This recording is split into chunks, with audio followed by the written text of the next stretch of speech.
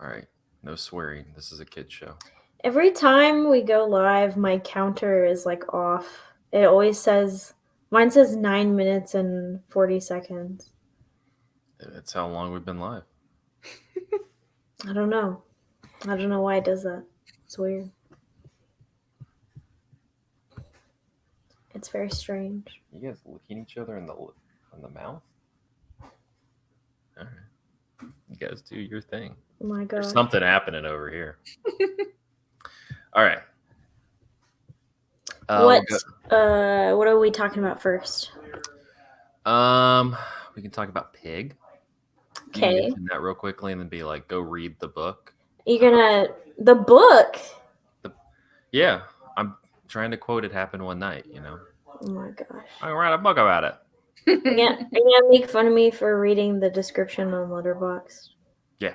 Yeah, like you always do. But yeah, I figure we can talk. You can mention that real quick, and then we can go into the Fear Street movies, and then Okay. Raya, because you can be like, "I watched Kung Fu Panda." I'd be like, it's like Kung Fu Panda, but not as entertaining. I thought you were gonna say Snake Eyes, and I was like, that doesn't sound right. It's like Kung Fu Panda, but it's not anything like Kung Fu Panda. Let's talk about Snake Eyes. All right, we'll do Jessica and then Emily for the order. Okay, sweet. Here we go. In 3, 2, 1. And welcome to episode 360 of Cinematary. I'm your host, Zach Dennis, and I'm here with Jessica Carr. And Emily Kubincanic. In today's episode, we'll be talking about movies that we saw this week in part 1, and in part 2, we will be continuing our Young Critics Watch Old Movies series with 1934's It Happened One Night. And we're going to dispel all the Hollywood myths, like, is Clark Gable the inspiration for Bugs Bunny? I don't know. This episode brought to you by Space Jam 2, A New Legacy. No, why'd you do that? I don't know. Head over to cinematary.com. We got some new reviews. If you've been watching Netflix, you probably have watched Bo Burnham's Inside. We have a review of that. We also have a review of new release All Light Everywhere by Theo Anthony. And then we have a review by Miss Jessica Carr of Pig by Michael Sarnowski, which, Jessica, tell us a little bit about that movie and then direct people to the website. That's right. So Pig is Michael Sarnowski's first feature. He also did a short about a woman who gets killed by a clown. Oh, yeah. So that was like weird research that I did before I watched this movie. But Neon gave me a screener for this, which was very cool. Like when I saw the trailer for it, I was like, okay, you're telling me that Nicolas Cage is a man who lives in the wilderness and he has a truffle pig and they spend all their time together and they love each other. Like, I'm sold. And then the rest of the trailer was like, okay, someone steals his pig from him. And I was like, oh my gosh, like I have to figure out what happens. And I think it's really interesting because the trailer of the movie, like, I think the marketing really wants to make it look like it's another one of those like John Wick movies where it's like this guy's precious like animal gets stolen from him and now he's like going to take revenge. Mm-hmm. And it like has some thematic like elements in common with John Wick, but it like that's not really what the movie is like trying to do. It's not really an action film. I think it's cool because like when you're watching it, you kind of expect for it to kind of twist in the middle of the film where you're like, okay, he's about to start kicking some ass. And the movie like kind of wants to do something else. So you find out that Nicolas Cage's character is a former chef in Portland.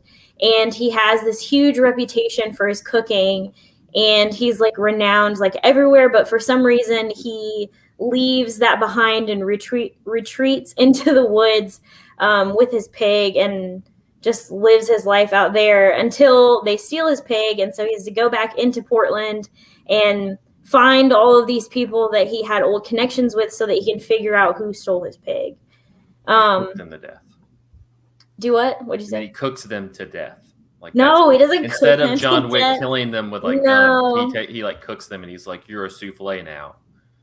No. But that is like actually, so like I talk a lot. My review is spoiler free, so if you want to watch the movie, then you can definitely read the entire thing. I wanted to make sure that people could like go and watch the movie. But it's like there are lots of foodie type of moments in the movie. Like they show him making like a handmade mushroom tart whenever he is in the cabin alone by himself, and the way that they shoot the food is kind of like the opposite of food porn. The camera is like out of focus from it, and you're very distant from like the actual process of them making the food. And it was like kind of weird. Like it was weird that was the approach they took to it, but it kind of shows that it doesn't really mean the same to him that it used to. And the movie kind of delves into why. And it's a really like good film about grief and how you can have connections to these things, but whenever the people that are connecting you to them are gone, like how do you still love them the same? And yeah, it's a really really good movie. I don't think that people are going to be expecting like what it ends up doing, and perhaps they will be disappointed if they're looking for like a John Wick action type of movie, but I really liked it. So my review is up on Cinematary right now. You can check that out. And then I think that Pig is going to be shown in theaters. I think that they're distributing it to different theaters. So. It's not going to be like a VOD thing? I don't think so. I got an email from the Belcourt that they were showing it, and that's in Nashville, but I don't know. So like maybe some like art house theaters are going to get it. Nice. Well, yeah. So if you would like to watch Nicolas Cage find his truffle pig, read about it. Well, first read about it from Jessica's review, and then go check it out this weekend. Nice. That's right. But you also caught a pair of other new releases, which are now on Netflix. Yeah. So Andrew talked about this last week, but he saw the first Fear Street movie, and it's Fear Street Part 1, 1994. I watched that one, and I also watched Fear Street Part 2, 1978. So they're doing it in a series of 3 on Netflix that they're releasing. The first 2 are already out, and I think the last one is out on Friday. Go ahead. What's have you seen like why the reason is like they're starting in 1994 and like going back? Yeah, so it has to do with what is going on in the plot of the film. So the teenagers that are in the movie, they live in this place called Shadyside, and like people just keep turning into killers and just massacring like people in the town, and there's no explanation. Everyone keeps saying like these people are having psychotic breaks. But the movie like kind of gets into like, okay, there's a history of this happening in this town, and it's happening for a reason. And they're saying that it's because there's this witch who is like possessing people. I don't think that that's a spoiler. I think that you like figured that out. I feel like most things have a witch possessing things, so you know. Yeah, hopefully that's not a spoiler, but maybe it was, so my bad for people. But I don't know. So you figure out that so the movies are like going back in time, and 1666, which is the last one that's coming out, is the time period where the witch was like she existed or whatever, and then she gets like hanged, and they like tell the whole story of that and why the curse is a thing. So like I like the first 2, and I like the concept as a whole, and I liked the first 2, but I wasn't in love with them. And I think that Andrew kind of talked about this in the last episode when he talked about the first part, but they have like a very Netflix original-y type of feel to them. Yeah. The way that they look, like a lot of it, like the first one, everyone is going to compare to Stranger Things because it's like a group of teenagers who are trying to solve this thing, and they keep doing like throwbacks to like all these 90s songs, and they're all these what's it called? Not mic drop. What's the thing? Needle drop. Yes, needle drop. That's right. I saw the crazy one. Somebody was sharing on Twitter the one from the first movie where it's like 3 different needle drops in like 45 seconds. Yeah, they do that. I mean, they still kind of do that in the second one too, really?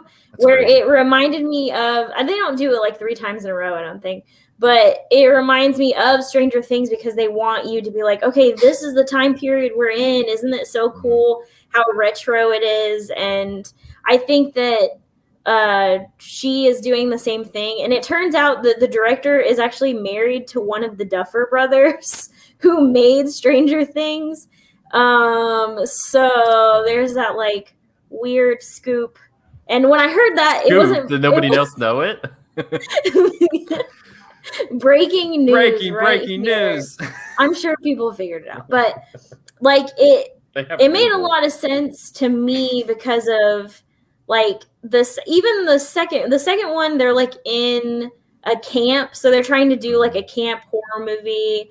And there are still parts of it that feel like Stranger Things to me with the way that it is like shot and the way that it looks and like the whole feel of it, which I liked Stranger Things like the first couple of seasons. So there's not really anything wrong with that. But like that part of it was kind of weird. And I don't think that they look particularly good. The last one looks really good, and so hopefully they kind of break the mold with what they did in the first 2. But like I thought that the first one, the cast of characters, it has a lesbian romance in it, and I thought that the characters were much more bonded and we got to know them. And then like Andrew said, when they're kind of like hacked into bits, it's like very emotional. And I'm fine with that in a horror movie. I'm fine if we're like if we like get to know the characters and then they get like murdered. Like I don't like to get to know them before they're hacked into pieces. I mean, yeah, well, I mean, like a lot of slasher movies like don't want you to do that. Like want you to be distant, and they're like Andrew said, like these are just a bunch of, you know, like meat puppets just getting like hacked up or whatever, and it's fine and fun. And I think the second one is like that. Like I think the second one approaches the movie like that. So it could be interesting in that she's approaching the movies with different horror styles and different ways to approach like the characters and the story, because the second one focuses on 2 sisters that like hate each other.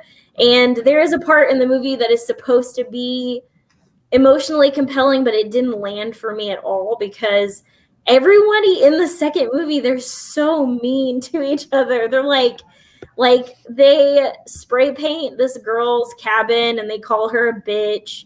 And they're like, we hope you burn and die in hell. And like, they're just like, everybody is so mean to each other in the second one. And I'm like, I never went to camp, so I'm like, were people really this mean to each other at camp? Because I also get hacked to pieces in camp, so you know. So like these people get you know chopped up by an axe murderer, and I'm like, it's fine because they all sucked, and I just didn't like I was just like, okay, everybody is mean to each other, everybody sucks, so I guess it's fine. But like, in that regard, I liked the first one a tiny bit more than I liked the second one because I liked the compelling story with the characters and being invested in it.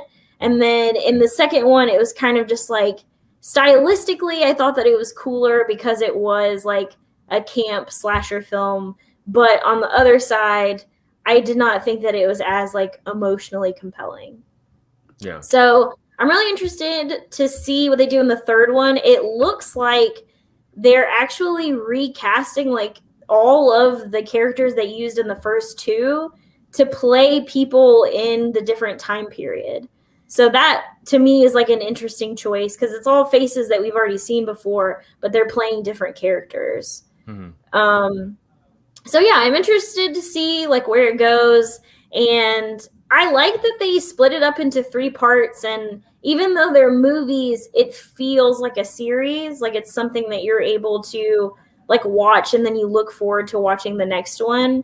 And I wonder if that will like make other directors want to do something similar to that.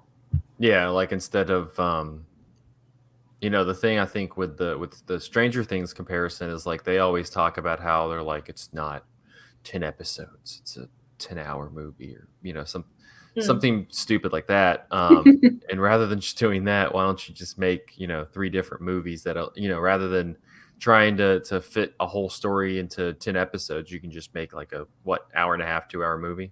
Yeah. Yeah. No, that's cool. I mean, I would be more into that than listening to guys named the Duffer Brothers talking about 10-hour movies. So I'm in for Wow. it. Or whatever this director's name, her husband, talking about 10-hour movies because scoop. Because it's the scoop. Yeah, Leah, her name is Leah Janiak. If I said that right, I do not know. Nice. But Well, both of those are on Netflix, and like Jessica said, I guess the third one will be up on Netflix by the time this episode launches. So there you go. Jessica, what did you do in between those movies, by the way? okay, so this is dumb. This is dumb because if you've been listening to this podcast for a long time, I like horror movies. I've gone to horror film festivals for Cinematary. We see you as like a really tough person. So I mean, this is breaking all of Whatever. our So yeah, so like I like horror movies. I wrote the review for Raw for Cinematary. Like I'm cool. I know about scary movies. It's fine. But I cannot go to sleep if I watch a horror movie. Like I can't go to sleep immediately because my brain is thinking about all these people getting chopped up and all this blood and guts and stuff. And I don't want my brain to have that at the forefront when I'm trying to go to Sleepy Town. So bad what I are you? do is I watch a kids movie that I know will make me feel better. And after I watched the first Fear Street movie, I watched Kung Fu Panda. I watched half of it, and then I went to sleep. And then I watched the second Fear Street movie, and then I watched the other half of Kung Fu Panda. And my review of Kung Fu Panda is that it still slaps and is very good. And Jack Black is great as a little chubby panda who learns to love himself and to do kung fu. And do kung fu, yeah. So there you go.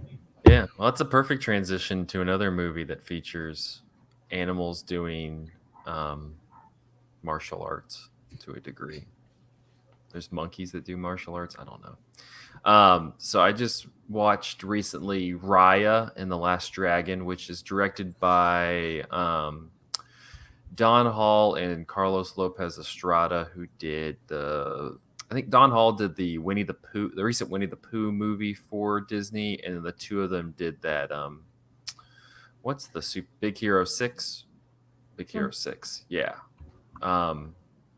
And this one, it came out, I think, I can't remember if it was delayed or if it was supposed to come out this year, but anyway, it came out earlier this year on Disney Plus, and stars Kelly Marie Tran from Star Wars, Aquafina, Daniel Day Kim, Benedict Wong, Patty Harrison from I Think You Should Leave. I just want to point that out. But this one, it takes place in this fantasy world where before humans and dragons lived together in harmony, but then humans decided to suck, and so because the humans sucked, the dragons had to like save them and sacrifice themselves, and so there's no more dragons except for one that might be lost or whatever. Cue the last dragon. So then 500 years later, you got Raya, and she's trying to bring all the different tribes together. You have everybody was all kumbaya, and then they became assholes, and so then the dragon thing happened, and everybody got separated. And so her dad is like is kind of like that camp counselor who's just like, everybody get along. Let's all have a dinner and get along. So he like tries to do that. Doesn't go well. And they break this like I don't know, some stupid stone thing, and all the bad things that were vanquished when the dragons disappeared come back and turn people into like stone, and so then like they like all become these like stone people with like their hands like this. This is good audio. They have like their hands like this, and so her dad turns to stone, and so because it's a Disney movie, and in a Disney movie you cannot have any story happen and any growth happen without either taking a parent out or just killing them. So because that's how growth happens in life. Um, and so then Raya is like on a quest. She's like, I'm gonna find the last dragon. And she does. The dragon is what is it? Sisu. And it's voiced by Aquafina. And they team up to get all the little stone pieces together and pop them together. And everybody's like, sometimes we just got to get along, and we just got to recognize that we're just different people and all this other whatever. just, Wow. just kumbaya shit. So this is in like Disney Animation Studios. It's fine. I saw Michael wrote in his review on Letterboxd that he really thought like this was like probably the best iteration of like the post Tangled, John Lasseter kind of influence of Disney, so Tangled and Frozen, those things, and it is really kind of impressive in that regard. It has a lot of it like in terms of like how they design the dragons and things like that. It is really impressive, but it also kind of to me just has like this video game cutscene feeling to it. It also like the characters themselves remind me a lot of the Star Wars animated shows that they have where they're kind of like blocky. And so I guess really the takeaway for this is if you're really in the animation is cool, but god damn is the story in this like they had how many? Let me check. I swear to God, it was 6. Yeah, so they had 1, 2, 3, 4, 5, 6, 7, 8. They had 8 screenwriters on this thing. Jesus. I could have put a log line into an AI machine and generated a more interesting like emotional beat story than this. Like, there's nothing wrong with like the plot line that I gave you, but like the way it's executed is so like I almost halfway through was like offended because it was so offensive to people who like story, like just basic storytelling. That they did this, and they kind of segment it in a very video game fashion. So like you have, all right, so we have like 4 pieces of the stone that we got to get. So and it's in these 4 different places, and so we're gonna go to this place. And they have like a big title, and it's like we're in this place, and then they like do the whole set piece, and then they're like we got to get the next stone, and then it's like boom, this place, and do the thing, boom. It's just very like it's almost like we're leveling, and they literally have like a concept of like leveling up because every time they get a new stone and put it into the one that they already have, Sisu the dragon like gains a new power. And so to me, watching it outside of the animation being fine and the story being honestly god awful, it was kind of interesting to me that it kind of had that video game component to it. And so I would be curious to see how that relates to the targeted audience of this, not me. Because you think that like the kids and younger people who are seeing this are probably pretty engaged in like video games and video game culture, whether they're watching like esports or Twitch or just playing stuff like Fortnite or Call of Duty or things like that, where everything is very delineated in that way. You don't really have like a linear story. It's like you have kind of point beats that you have to quests that you have to complete.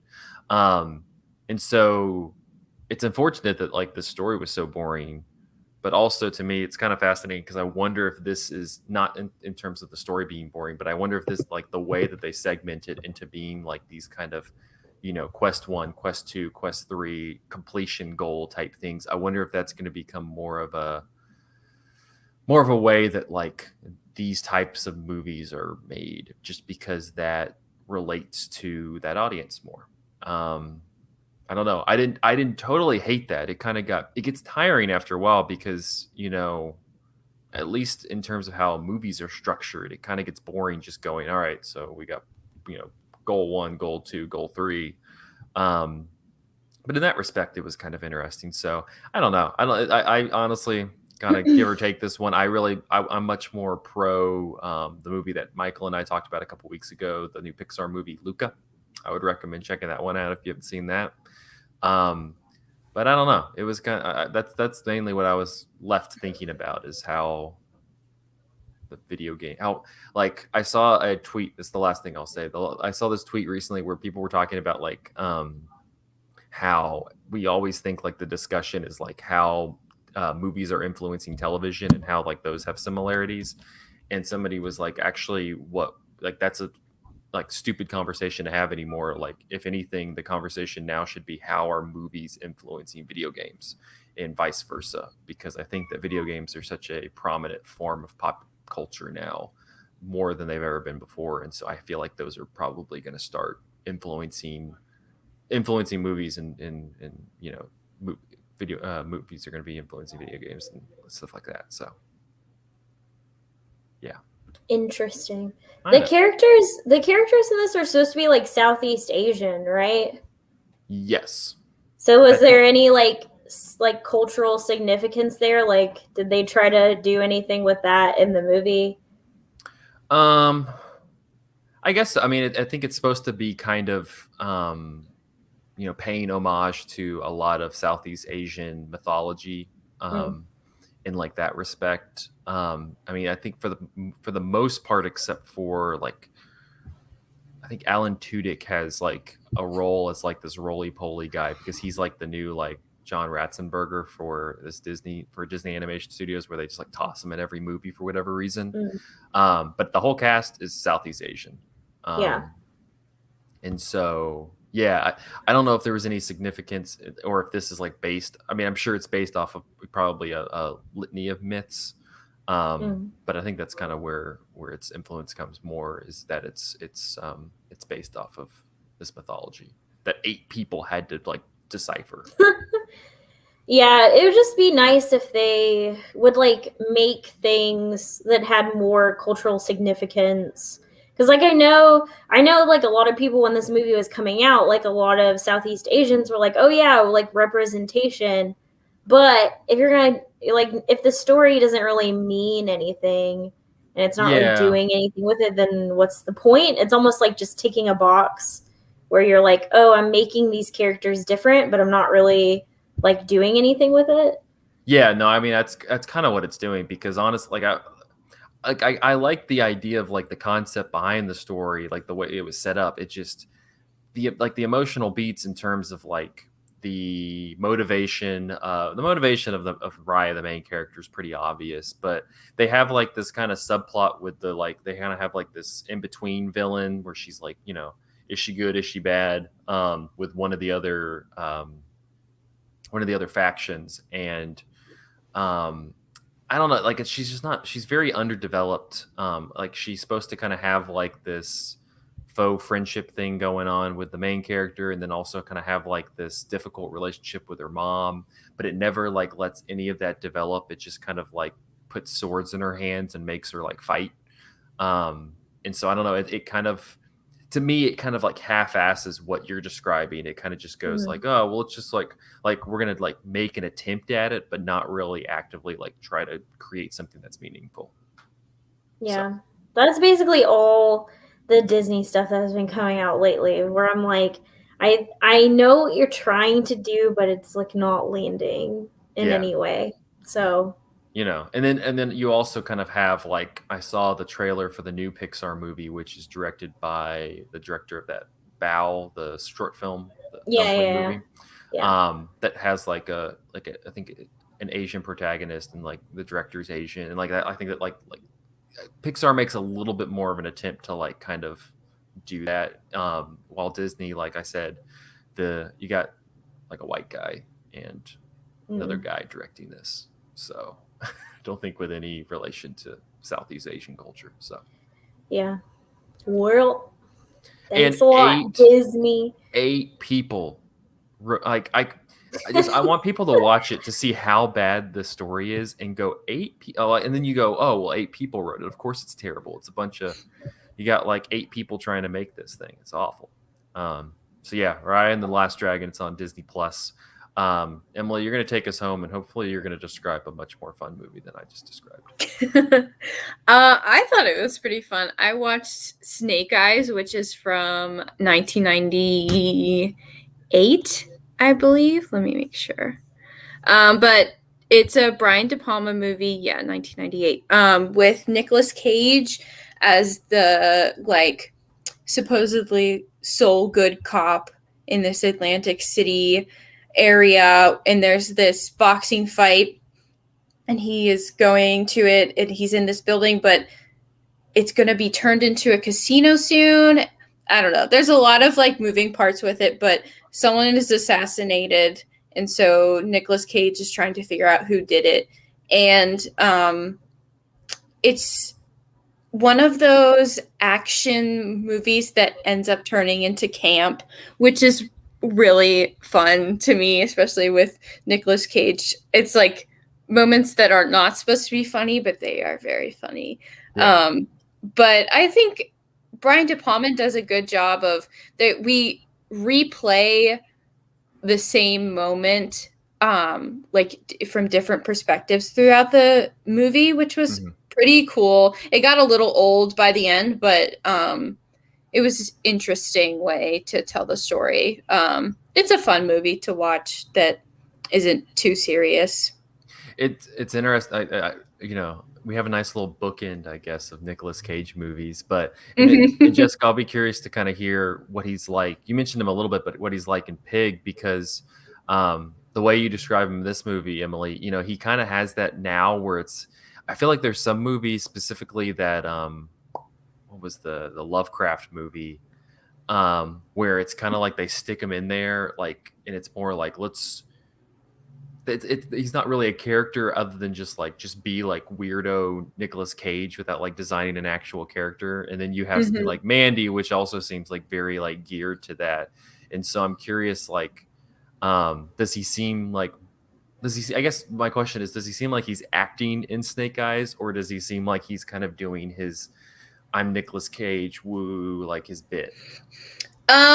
Especially for the first like 30 minutes, it's very I'm Nicolas Cage. He's like walking through the arena and like being boisterous and he knows everyone, so he's like really super silly.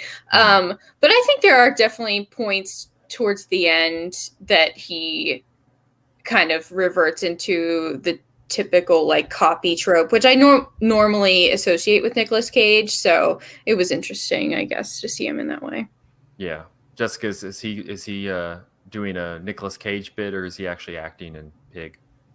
Oh, he's actually acting, and I hadn't seen him do something like so somber in a really long time. Like, he is playing someone who is in a lot of pain, and just seems like he's like boiling underneath the surface, but not in a crazy way, in like a sad, like there's some bad shit that has happened to this guy kind of way. And it's really, yeah, like he does a great job, because he is not like, he's not dialing it up like at all. Like, he's like very toned down, very responsive to like the other characters in the film, and isn't trying to like be the spotlight like in any way, which is really interesting. Nice. Well, because you watch stuff of his, and he's really good when he's acting. Like Raising Arizona, like he's fantastic. But then I feel like there's some stuff now where they literally cast him as like a Nicolas Cage caricature. Like, I know, what is it? I've heard that about like the Sion Sono movie that he's in, where it's just kind of like he's just doing a bit. So, Well, Snake Eyes streaming anywhere or where you can watch it? I watched on HBO Max, I think. Cool. Yeah. All right. It's Snake Eyes by De Palma. It's not the G.I. Joe movie. No, which I didn't know was a thing until we Honestly, like they should put Nicolas Cage as the character in G.I. Joe. That would be kind of fun. They'd probably make it more interesting than that movie looks. So, all right, we're going to take a quick break and then we will be back talking It Happened One Night after this. All right.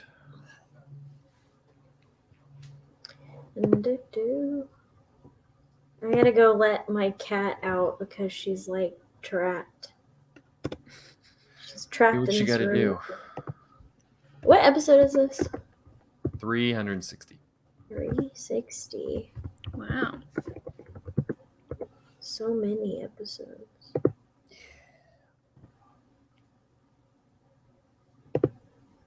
I'm working on an email to see if I can convince Criterion to give us a copy of that Melvin Van Peebles box set because we have one of his movies coming up in the series.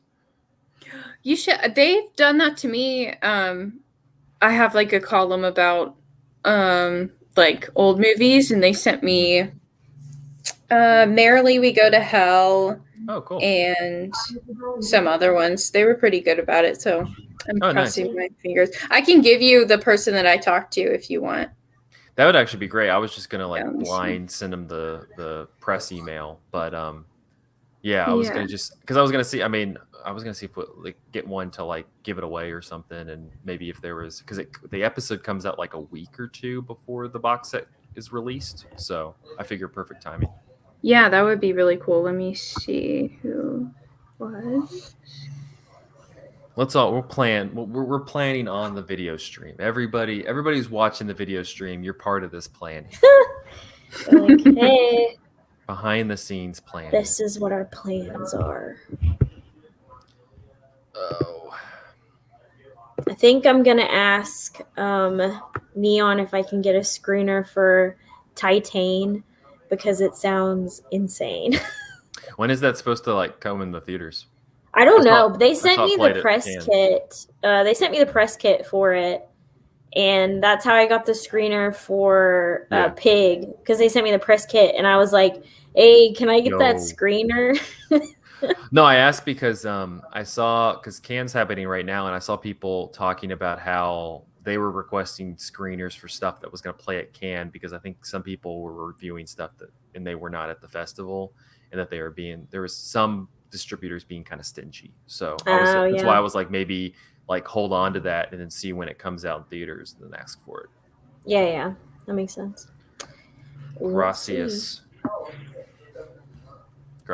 New York Film Festival was like that last year too. Some places were like, no, don't. I couldn't even review Undine for it because it was supposed to be you're supposed to wait until later, which felt really stupid and weird.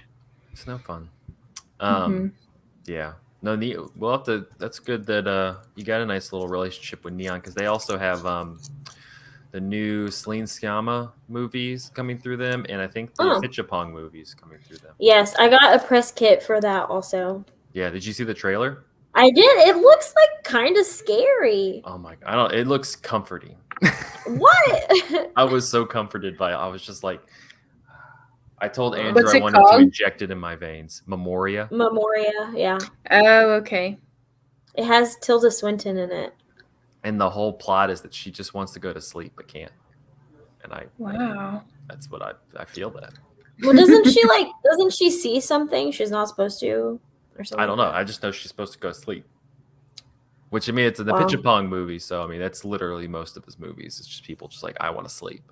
Wow. That's why I just really, I really vibe with him. Like, they're like, I want to sleep and also I want to have sex with a catfish. Sometimes it comes up.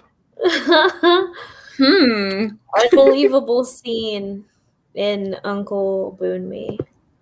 Can't believe it. Yeah. Jessica, have you watched the film by Sky Hapinka? I can't say the title of it. No. I don't know. I can't pronounce it. I feel like you would like it. Have you ever seen any of his I think you saw one of his things at TIFF, maybe. Oh. I think you would like it. I'll send you the. I don't know how to pronounce the name. But I'll send it. I think you might like it. It's very comforting. There's a lot of like ASMR moments where it's like rain, waterfalls, and like people, and it's good. That's neat. I don't know if I'm gonna want to watch Annette when we are able to, because. Oh, you don't want to watch him sing while he's going down on Marion Cotillard? I don't think so. I don't know. I really didn't like Holy Motors. Like Holy Motors like haunted me for years after I watched it. So I don't know. Holy Motors did? Yeah. You know when they were really? No, do I need to recount what happens in Holy Motors? I mean, I know what happens in Holy Motors. I'm just like, what frightened you out of that? Maybe whenever he like bit someone's like finger off and then like licked her armpit. I mean, immediately Mike Tyson after bit a guy's ear that, off. Like, well, you know, whatever. No. He's like, that's cinema, baby. I'm like, I don't know. It happens. I don't know, man. Not into it. All right. We'll do. Let's talk about some Capra. All right. Yeah. I think this is our first Capra movie. I don't think we really ever Capra. Yeah, surprising. Yeah.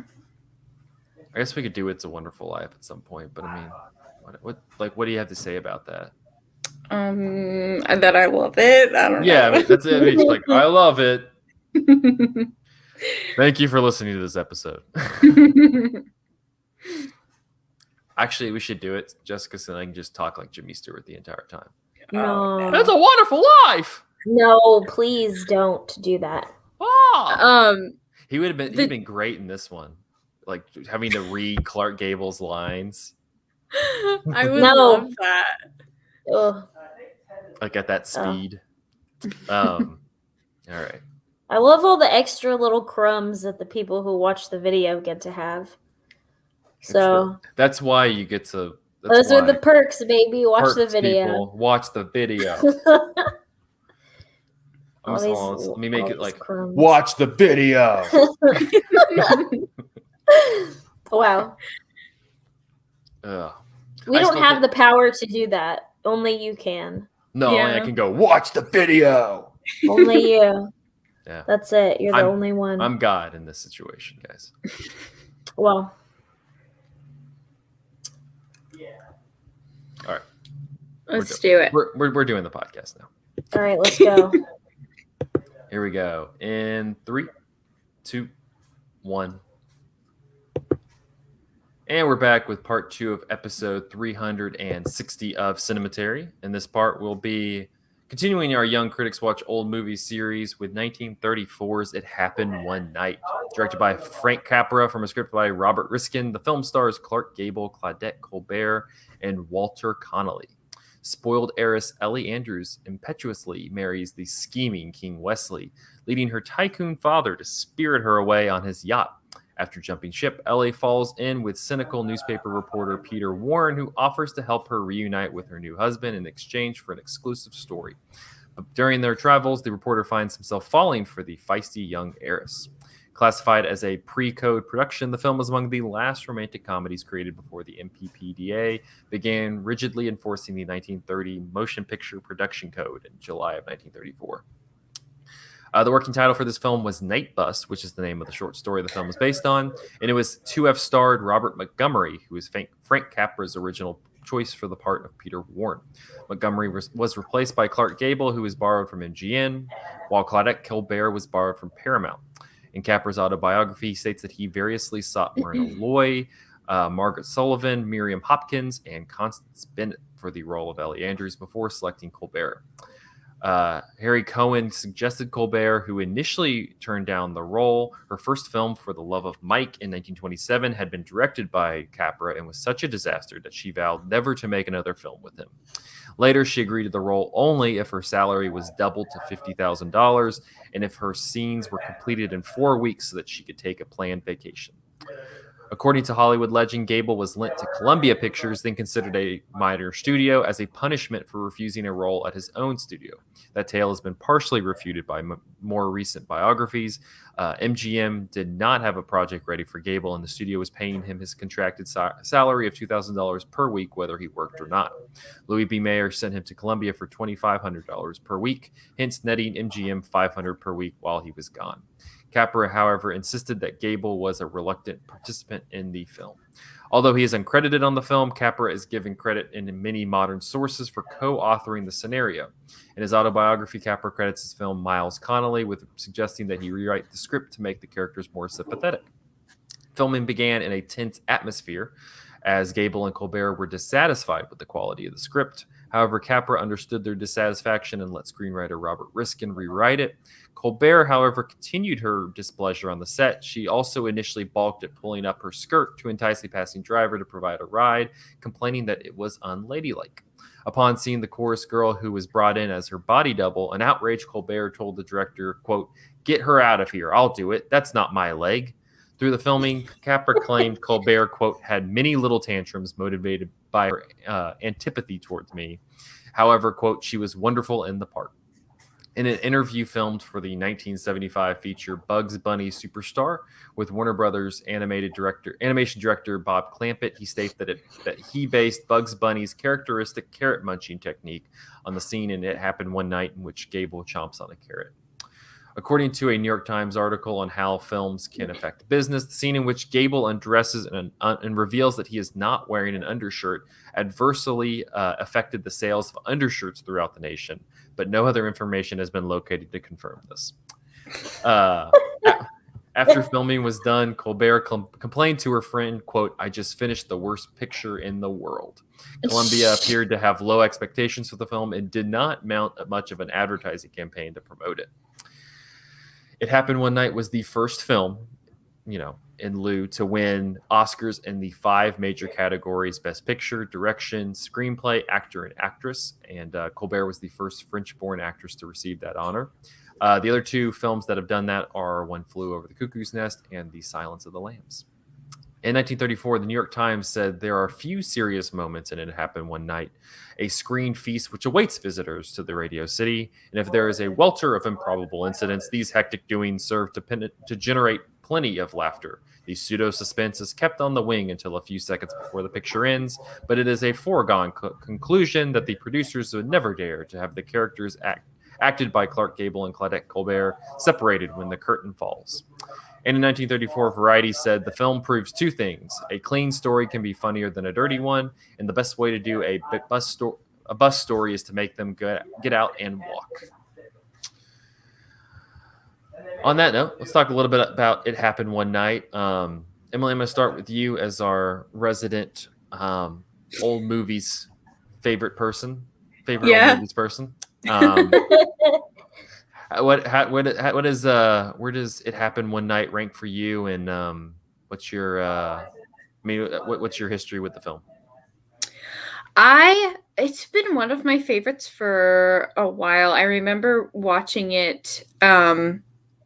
They played it underneath the Brooklyn Bridge in 2019 summer, and hearing everyone else laugh at things that I have found so enjoyable about the movie was just the coolest experience ever. So it's been one that I just love, and every time I watch it, I feel like I find something different to laugh at. And I just love the 2 actors are amazing. Is this your favorite Capra movie? Ooh, that's tough. No, I feel like It's a Wonderful Life, probably, just because I watched that way more, and I'm more of a Jimmy Stewart gal. I mean, I get that. He's much more charming. Jessica, what do you make of It Happened One Night? I really like it. This is my second time watching it.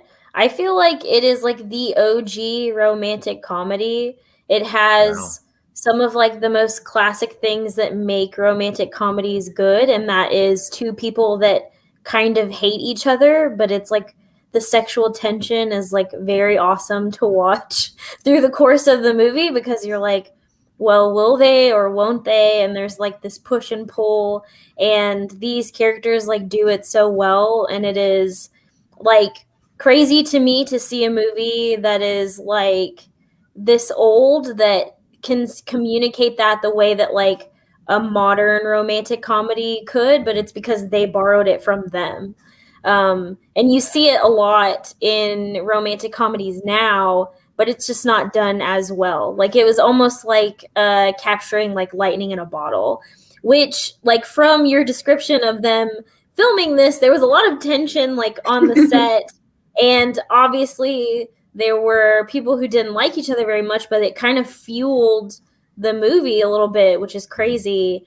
And it is the reason why they got like the chemistry that they did.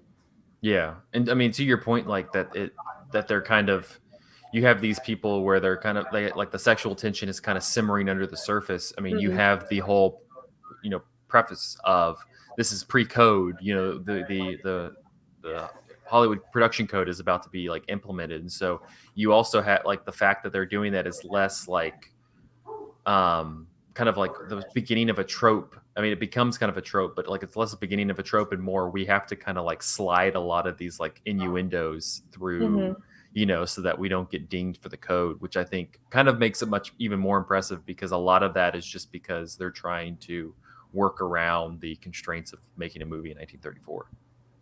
Yeah, and he still gets to like slap her ass, which is great. Like that is like one of my favorite scenes, is like the piggyback scene, because they're just like having so much fun. And there are lots of parts in the movie where like Clark Gable is obviously a smooth talker, like his character Peter.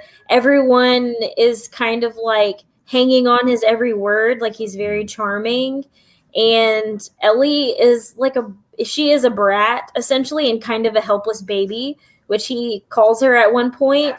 And it's like the two of them really need each other in a weird way. But like I think a question that would come to a lot of people's mind is like, he can be like pretty mean to her in the movie, right? Like he tells her to shut up a lot.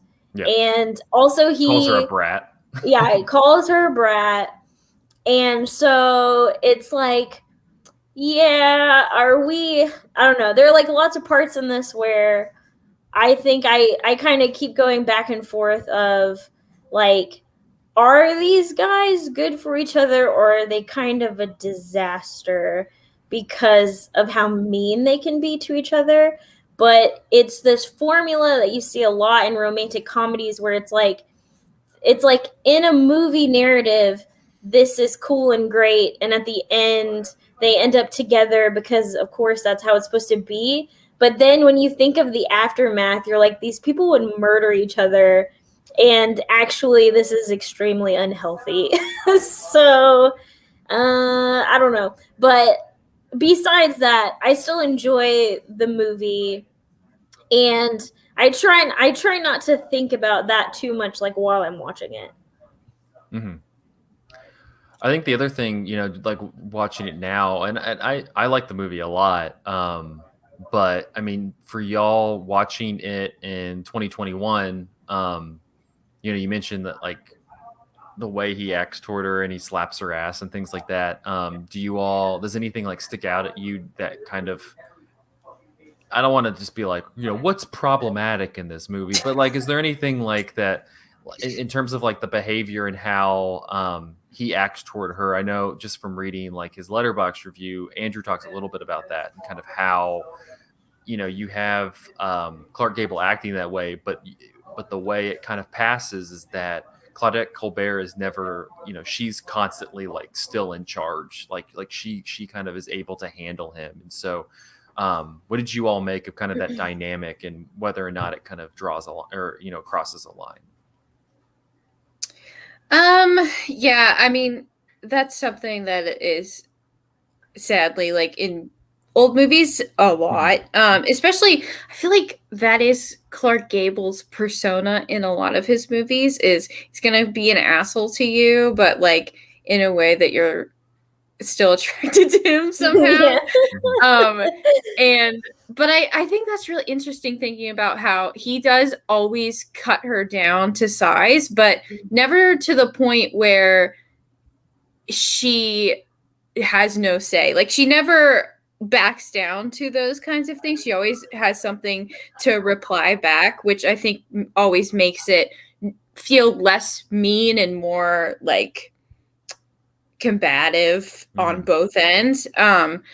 But I mean, I know there's a line like she needs a man to hit her once every day, and or even if she doesn't deserve it or something like that, which now is like, oh yeah, obviously like super cringy. But yeah. Yeah, and like in general, when you're watching a movie from the 1930s, you're like being a woman in this situation is shitty no matter how you slice it. Like her dad slaps her in the face like while like he's like, "Oh, just slaps her in the face." And then there's a scene like after that where she's like, "Well, daddy, I love you." Like I would never hurt you. I would never do anything to hurt you after he just like slapped her in the face casually. There's also really like they're very close together, like like Oh late in the my movie, gosh, and they're like yes. talking really close. I'm like, what the heck is Yes. going That on was right now? awful. I was like, who talks to their dad like that close? Oh, it was uncomfortable. Yeah. But like in every situation, like whenever they're traveling, he is always the one that talks to people to arrange things. Like he is always talking to the innkeeper. He is always like talking to the person at the like the train conductor or the bus person. Like he's always doing all of the talking and arranging because he has to say that they're married or else she can't do whatever she wants to do. Like she can't just walk around and be a free woman. Like he's like, "Oh, I'm married to her, so don't," like he tells the guy like, "Oh, that's my wife. You can't talk to her like that." And then he's like immediately sorry for it. But like in any other situation, she just has no agency or power unless that she's married to this guy and she is his property, and so you shouldn't talk to her like that. And that is like something that is hard not to notice now when you're watching like an older movie.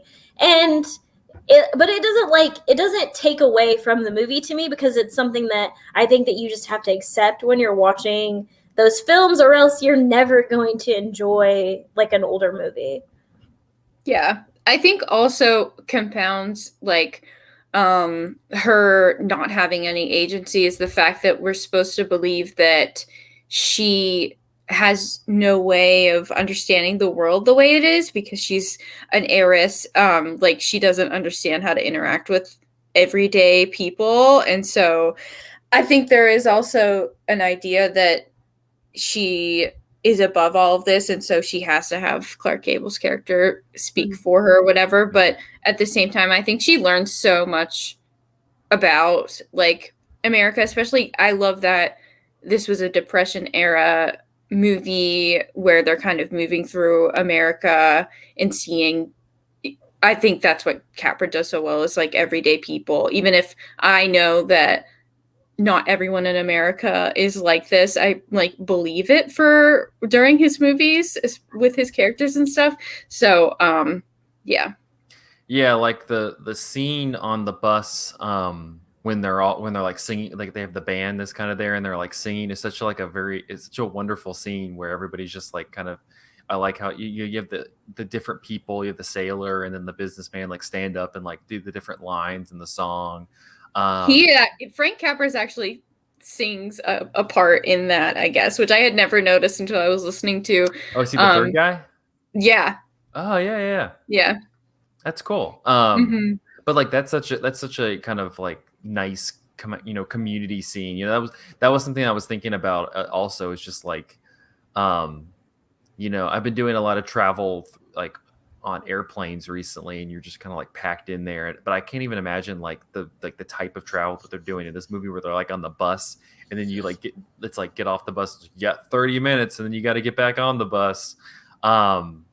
and like there's so many scenes in different camps where, you know, you think of like the part where Claudette Colbert is going to take a shower, and she has that whole moment with the women in line there. I think to your point, like that he's able to kind of capture those little um small, not even like moments of like Americana, but just like moments of like community that I think are kind of nice to see. Especially, I mean, when you think about what other people would be seeing now, I don't know. No one was doing that like him. I feel like it was either very stylized period pieces a lot of the time, or about, you know, not flappers, but like kind of the result of that in like the 30s in New York City, like Jean Harlow-esque kind of characters. And so seeing something very different from that and so well is like really resonating with people, I'm sure. Yeah, I mean the only others I can kind of think of is, I think Preston Sturges gets that a little bit in like Sullivan's Travels. Like he's able to capture like different communities outside of that, outside of just Los Angeles. And then I think Ford does it a little bit. You know, he kind of has like those moments with characters that are kind of off the star path, that, you know, where he kind of lets other people kind of have a moment that I think are interesting. But I think you're correct. Like Capra's really good at like allowing those kind of outside communities to kind of just have a moment, and have a moment where they're, you know, like all of these, it's kind of more resonating in what they mean, rather than like poking fun or like trying to make a point of it. Like there's never really like, I'm trying to make a point about it. It's never something like that. Going back to kind of the whole, like how this kind of becomes a precursor for romantic comedies, you know, watching it now, do you feel like, and this kind of ties into what we're talking about, but I mean, do you feel like this is something that, I know that it was on Hulu for a little while, it's in the Criterion collection, but do you feel like this is something that could still play for, you know, on like Netflix, for the people, you know, people who are on Netflix kind of engaging with more modern romantic comedies? Do you feel like this is something that modern audiences on Netflix could maybe respond to, even though it's from 1934?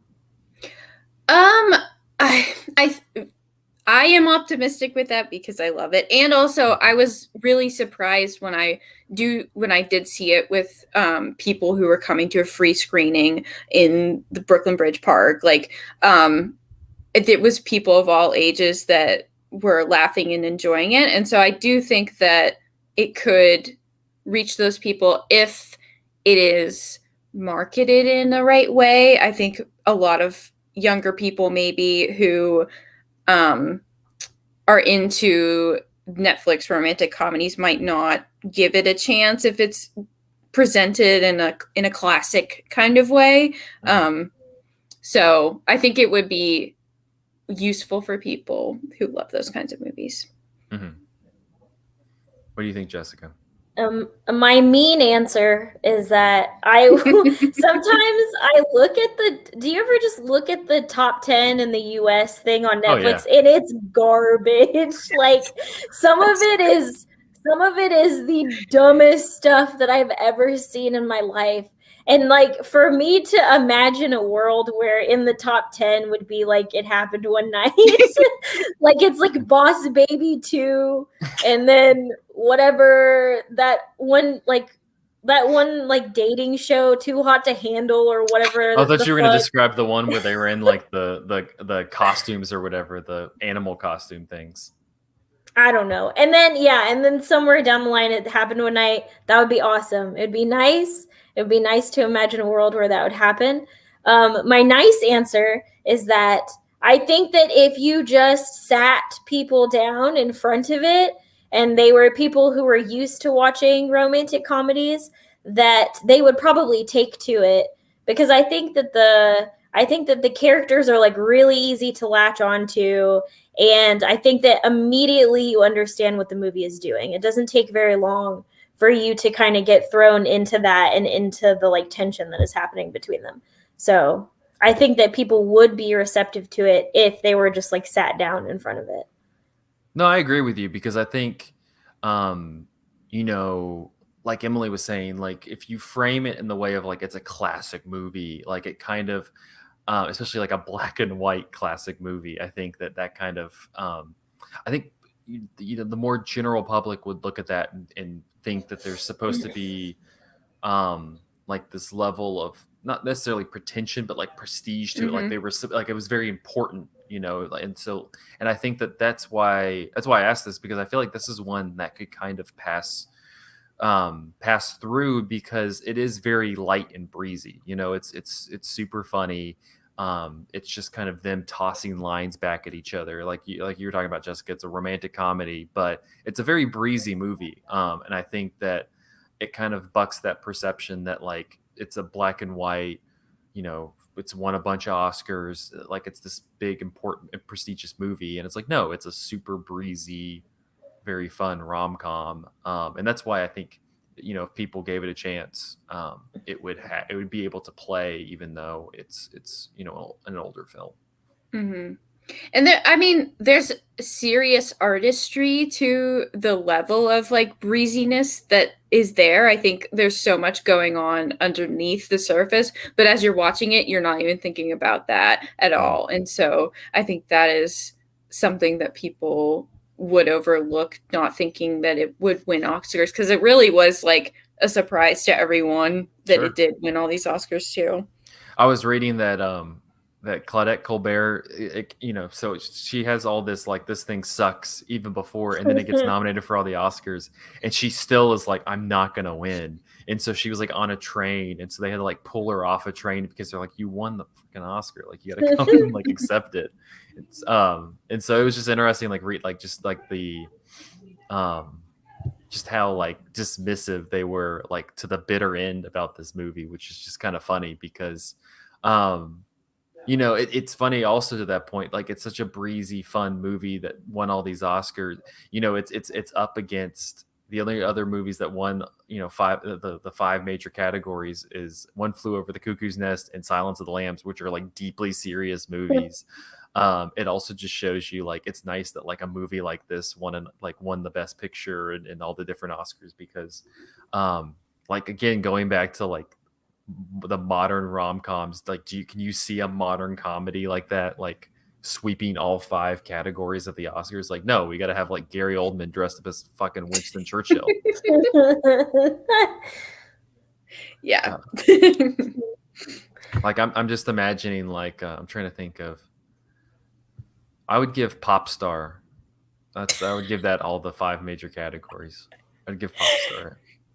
No, Jessica, you wouldn't give Pop Star? I don't know. I've never seen it. I don't know. You've never seen Pop Star? Okay, we're gonna have to do an episode on Pop Star now, and Jessica's gonna be on it, and it's just gonna. That's the Young Critics Watch All Movies future watch. It's gonna be young. It's gonna be Young Critics make Jessica watch Pop Star. It's gonna be 1 week. It's gonna be young critics dressed as old critics watch young movies. So we're gonna dress up as old people and then watch new movies. And then Jessica's gonna be like, "Back to you, Zach," and I'm gonna be like, I have too much shit on.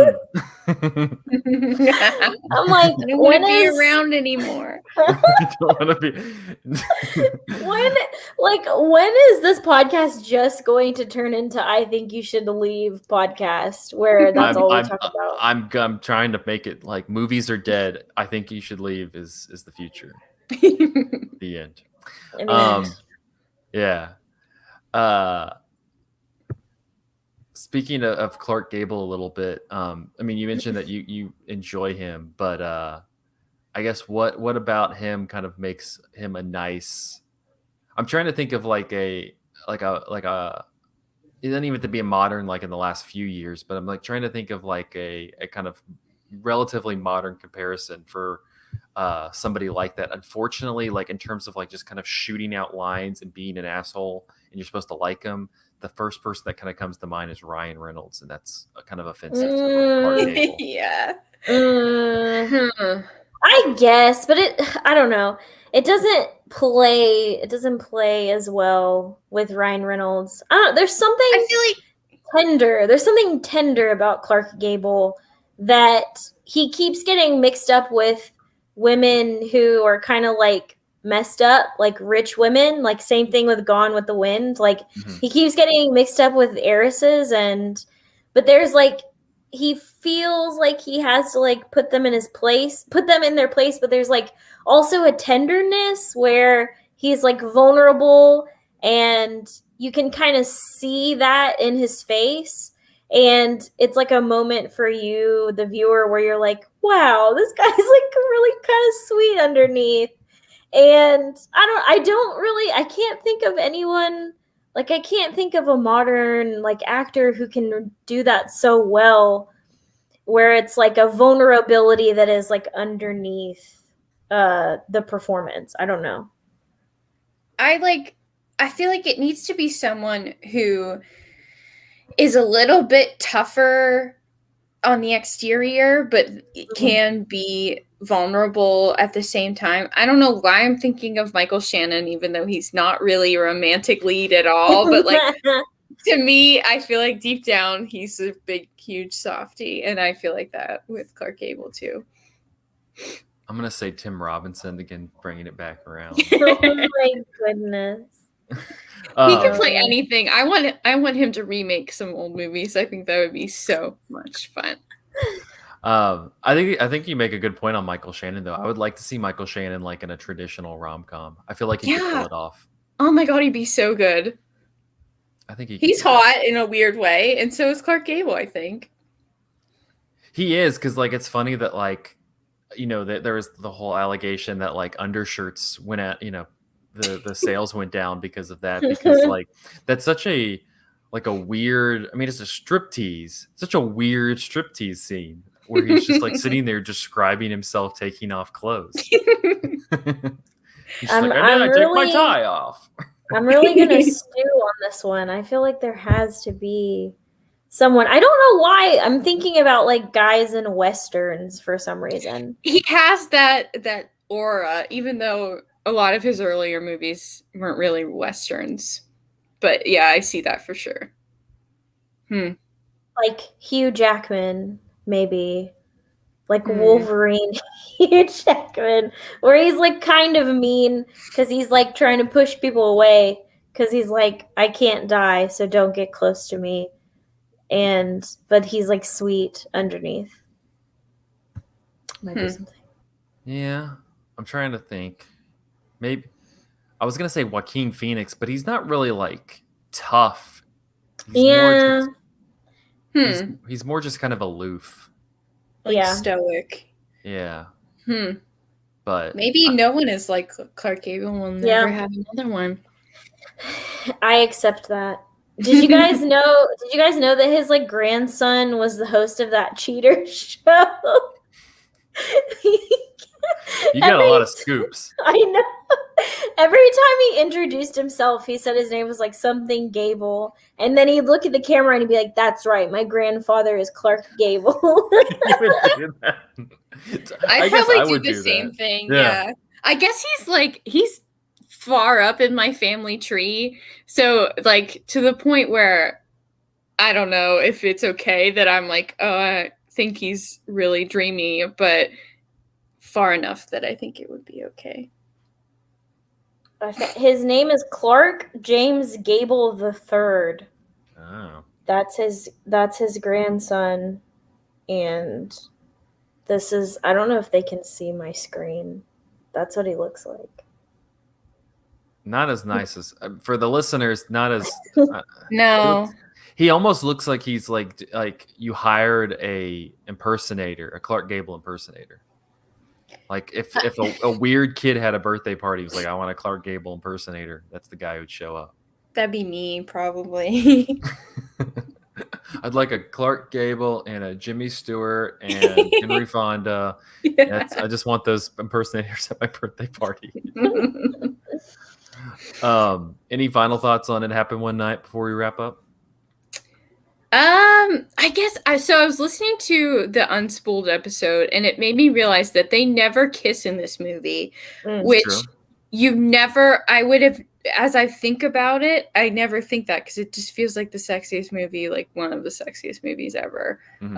super surprising. But it shows that like I think they can do so much without actually showing any sex. And I think that's why people were able to do it even as the code restricted people further after this. Yeah, it's kind of a, a talked about point now, but I mean, I think it is clever, the whole like the walls of Jericho thing. Like that's such a kind of like clever conceit that goes on throughout the film, and then like the payoff at the very end. Mm-hmm. It's yeah, it's good. um, Jessica, any final thoughts on It Happened One Night? I would agree with Emily. I think less is more for sure when it comes to like the sensuality of this movie. I think that both of the actors do an amazing job. If you have never seen a Frank Capra movie, I think that you should watch this. I think it's a pretty good entry point. And also, if you just like romantic comedies and or Clark Gable, then this is perfect for you. Yes. If you're ordering a Clark Gable impersonator or watching Cheaters, you should watch this. All right. Don't end on that. No, I go back to my point from before. Like, if don't treat this like it's like some super important, prestigious, classic black and white movie. Like, it's a super fun, very lighthearted movie. Watch it. Give it a chance. All right. Well, I'll wrap up this episode of Cinematary. You can find us on Facebook at facebook.com/Cinematary, on Twitter and Instagram at handle @Cinematary, and on Letterboxd at letterboxd.com/Cinematary. We post all the movies that we talked about in this episode. Head over to patreon.com/Cinematary if you would like to watch us live as we record. Thank you to our patrons: Cam, Newsom, Christina Daughtry, Corey Willingham, Harry Eskin, Candace Sisson, Ron Hayes, Titus Arthur, Tyler Chandler, and Whitney Rio Ross. Thank you so much for your patronage. Next week, we're going to be back with a special guest. We're going to be talking about 1931's Madkin in Uniform, and we're going to be joined by film historian and filmmaker Jenny Olson to talk a little bit about the German film. So it's a good chat. We've already recorded it, so I would highly recommend coming back next week if you want to listen to a nice chat on kind of like the history of queer cinema, because this one's a good one. So thank you guys for listening. We'll see you next week. Adios, YouTube. YouTube. Adios, YouTube.